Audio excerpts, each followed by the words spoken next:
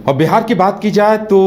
गृह मंत्री अमित शाह बिहार के दौरे पर थे, चुनाव प्रचार के क्रम में आए हुए थे और वहां उन्होंने 400 पार का एक बार फिर दावा किया है और भी सीधे सीधे उन्होंने महागठबंधन पर सवाल उठाए हैं और कई उन्होंने तंज भी कसा। उन्होंने कहा कि औरंगाबाद और गया लोकसभा सीट के वोटरों को एनडीए के पक्ष में उन्होंने साधने की कोशिश की। कश्मीर, पाकिस्तान, रामचरितमानस, भ्रष्टाचार, ऐसे तमाम मुद्दों का जिक्र किया और कांग्रेस और राजद पर कई गंभीर आरोप लगाए और दो टूक कहा कि भ्रष्ट लोगों को जेल जाना ही होगा। यानी कहा जा सकता है कि अमित शाह गया से गरजते दिखाई दिए हैं। गौतम हमारे साथ हैं।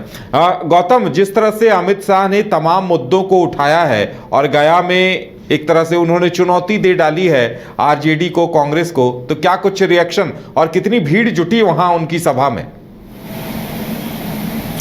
बिल्कुल, देखिए, अमित शाह की सभा को लेकर पहले से तैयारी की गई थी और आम सभा की इस भीड़ को देखकर लगता है कि कहीं ना कहीं भारतीय जनता पार्टी और अमित शाह को देखने और सुनने के लिए गया की जो जनता है वो तैयार थी पहले से। और जीतन राम मांझी का वो गढ़ भी है, वहाँ से पहले भी चुनाव लड़ चुके हैं, हालांकि वो हार का सामना करना पड़ा, लेकिन इस बार एनडीए के खाते से इस चुनावी मैदान में है। और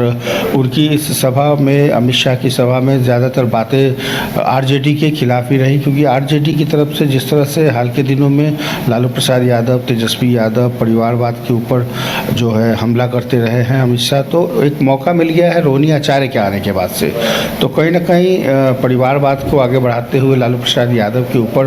तंज कसते हुए उन तमाम 2005 के पहले के सालों को याद किया गया जब बिहार में एक जंगल राज का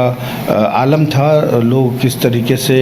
घरों से नहीं निकलते थे, बहुत सारी चीज़ें हैं जिसका जिक्र किया गया। लेकिन अमित शाह जिस अंदाज में कहते हैं, बिल्कुल कह सकते हैं कि एक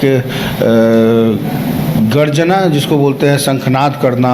तो अमित शाह की हर सभा अपने आप में लगता है कि एक पहली सभा है। लेकिन अमित शाह पहले भी आ चुके हैं बिहार के दौरे पर और आने वाले कई दिनों तक ये सभाएं जो है गया के लोगों को याद भी रहेगी, क्योंकि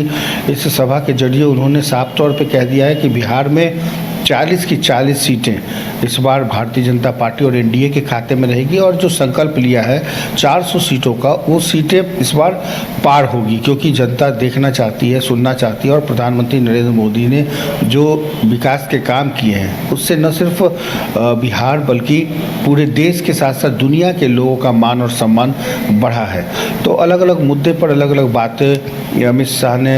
जनता की मनोभावनाओं को देखते हुए भी रखा और साफ तौर पे जीतन राम मांझी एनडीए के घटक दल के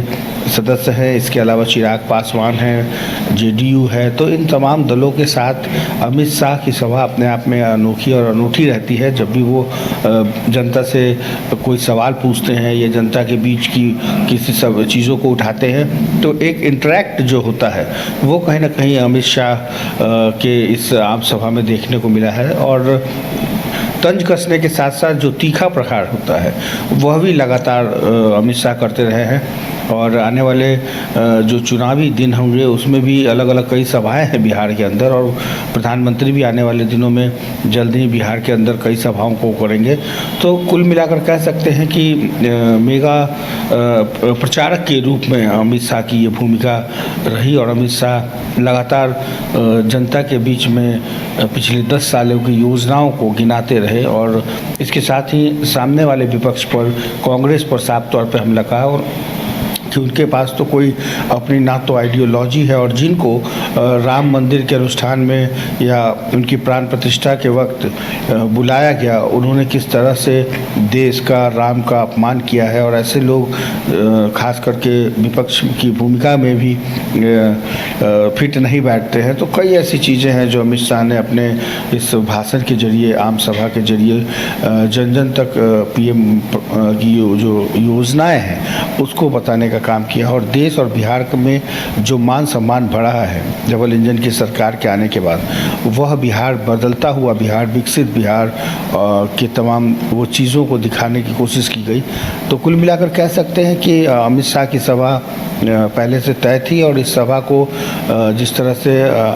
न सिर्फ गया बल्कि उसके आसपास की जो लोकसभा क्षेत्र हैं उस पर भी उसका असर पड़ेगा, क्योंकि पहले और दूसरे फेज का जो इलेक्शन होना है उसमें गया एक बहुत बड़ी भूमिका में होगा। और गया में जीतन राम मांझी हिंदुस्तान आवामी मोर्चा के नेता भी हैं और बिहार के पूर्व मुख्यमंत्री भी रह चुके हैं जीतन राम मांझी। तो ऐसे में गया की जो सीट है वहाँ पर भारतीय जनता पार्टी की तरफ से जो गया में जो अलग अलग क्षेत्र के जो विधानसभा के जो विधायक हैं वो भी भारतीय जनता पार्टी की तरफ से प्रेम कुमार मौजूद थे और कई ऐसे नेता जो बिहार के स्तर पे हैं। जुड़ने के लिए और तमाम जानकारी देने के लिए आपका बहुत बहुत धन्यवाद।